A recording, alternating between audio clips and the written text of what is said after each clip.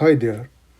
Let's assume that we have a fixed amount of resources and we are using these resources to produce two goods. One is rice and another is robot.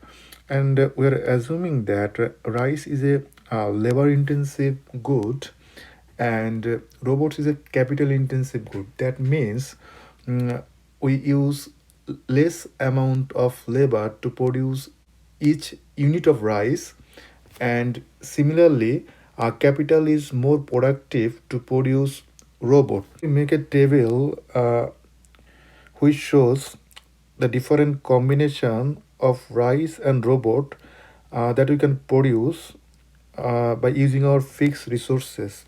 If we employ our all resources to produce a robot, maybe we can produce 10,000 of robot. And in this case, our rice production would be 0. This is a combination, and we can denote this combination as A. And similarly, if we now decide to transform some resource to produce rice, so you want to increase the rice production by 1 ton, and because the resource is fixed, hence we have to reduce the production of robot. So there is another trade-off that we can make, which we can denote B. We increase rice production by 1 unit, and that will actually decrease the robot production. That means it become 9.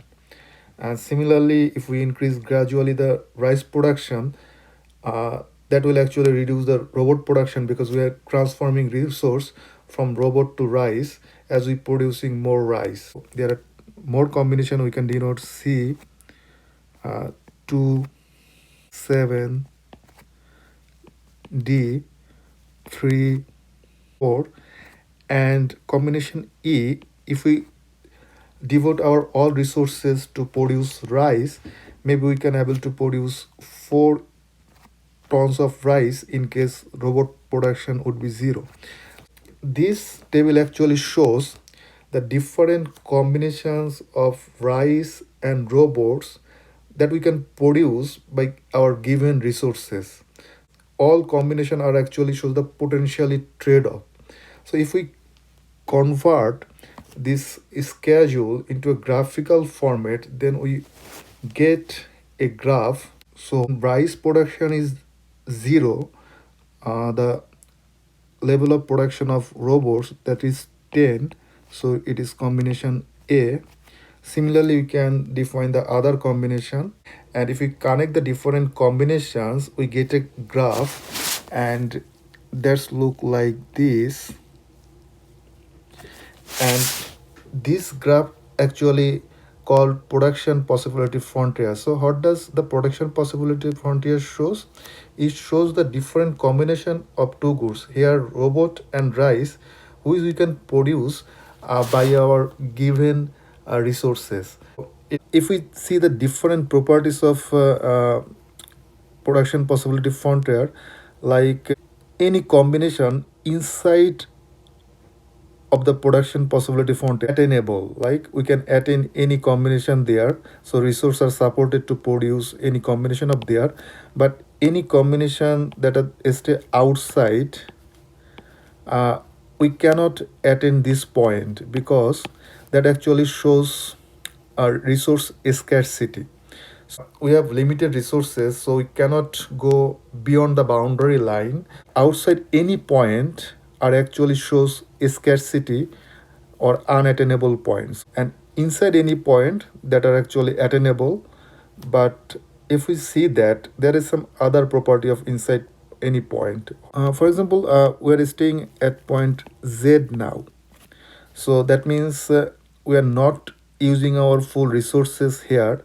So from the Z point, we can increase our resources to produce rice and move this point, where our robot production will be not affected. Similarly, we can move from Z point to the B point. So here we can increase the production of robot without decreasing the production of rice. That means uh, we can improve one uh, production or one output without decreasing the another output, because the resource are not fully utilized. Any point inside the PPF represents that they are inefficient. And if we consider point A, and now we are moving point B, so then what happened? We actually increased the production of rice by 1 ton, but we have to decrease the production of robot by 1000. That means to produce rice, we have to decrease the level of production of robot. So when we make a choice like from A to point B, then what happened? We have to sacrifice uh, some amount of robot to get the additional unit of rice. So that is actually called the opportunity cost. We know that our every decision has associated with an opportunity cost. For example, if we decide to move from A to B, then our opportunity cost of this decision is 1000 robot. And we move if we move from B to C, then our opportunity cost is like 2000 robots. So getting 1 ton of rice, we have to sacrifice two thousands of robots. Similarly, from C to D, which the opportunity cost is 3, and D to E, the opportunity cost is 4. That if we move from A to E, the opportunity cost is increasing. So this is actually the reason why the PPF looks like concave or bowed shape to the origin, because our opportunity cost is increasing. When we produce rice more and more, then the sacrifice rate of robots will be gradually increased.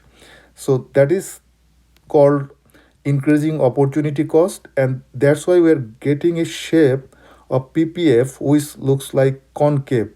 Why there is an increasing opportunity cost? So initially we assume that like rice is labor intensive product and robot is a capital intensive product. That means all resources are not equally productive to rice and robot. So if we move from A to B, like we increase the production of rice, so we are actually using this point actually more uh, labor and less capital, because labor is more productive in case of producing rice. So gradually if we move from point B to C, then we see that we are using production of rice, but our labor will be declined, because as we are producing more and more rice, and we are then using capital, and capital is actually less uh, intensive or less have capacity to produce rice. So more and more unit of capital is required to produce a single unit of rice. So that's why our sacrifice rate actually increase. So because all factors of production are not equally productive to produce all goods. So that is the reason of increasing opportunity cost. We can also explain PPF to explain economic growth. So, for example, if the factors of productions of both commodities like robots and rice that are increased, so that will actually shift the PPF outward. So, like we get a new PPF if the factor of production is increased. We see that like our PPF curve shift outward due to increasing the factor supplies, or if the technological progresses happen that also shift our PPF to the outward. So that means the economic growth is happening due to the technological advancement, or if the labor is now more productive or capital is more productive. That means if there is some sort of factors productivity or quality of uh, inputs are increased, that also shift the PPF outward, and that indicates economic growth. So that's all about the PPF. I think you can generate a brief idea about PPF from this tutorial. Thank you.